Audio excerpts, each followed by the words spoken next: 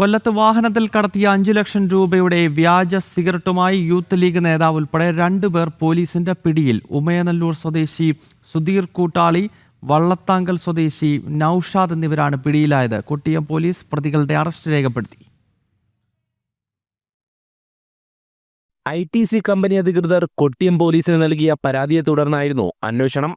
ഉമയനല്ലൂർ പട്ടരുമുക്ക് ദേശീയപാതയിൽ വെച്ചാണ് വ്യാജ സിഗരറ്റ് മാഫിയ സംഘത്തിലെ 2 പേരെ പിടികൂടിയത്. വിപണിയിൽ 5 ലക്ഷം രൂപ വില വരുന്ന ITC കമ്പനിയുടെ ലേബലിലുള്ള വ്യാജ സിഗരറ്റുകളാണ് ഇവരിൽ നിന്നും കൊട്ടിയം പോലീസ് പിടിച്ചെടുത്തത്. യൂത്ത് ലീഗ് നേതാവായ സുധീറിനെയും കൂട്ടാളി നൌഷാദിനെയും പോലീസ് അറസ്റ്റ് ചെയ്തു.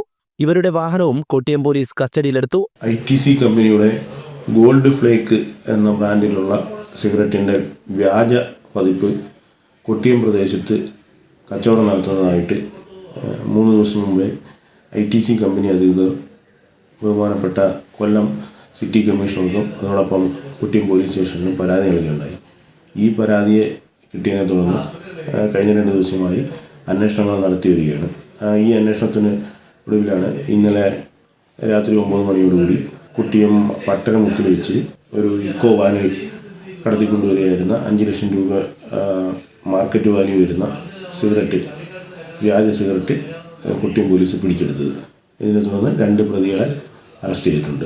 ഈ പിടിച്ചെടുത്ത മുതലുകളെ വാഹനവും കോടതിക്ക് കൈമാറുന്നതാണ്. കംബോഡിയയിൽ നിർമ്മിച്ച വ്യാജ സിഗരറ്റ് വിമാനമാർഗം തിരുവനന്തപുരത്തെത്തിച്ചാണ് കടത്ത്. വ്യാപകമായി വിറ്റഴിക്കുന്നു. സിഗരറ്റ് പാക്കറ്റുകളിലെ ലേബലിംഗിലെ തട്ടിപ്പും പോലീസ് പരിശോധിക്കും.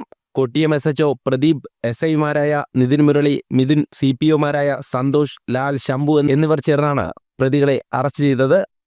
ജനം, കൊല്ലം.